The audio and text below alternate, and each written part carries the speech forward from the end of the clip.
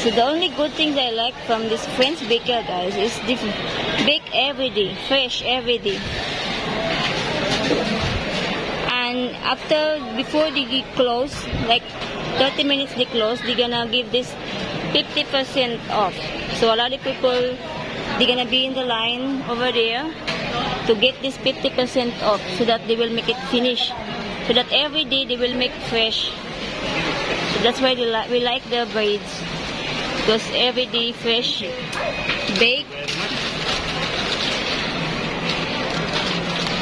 Baguette. I got 3.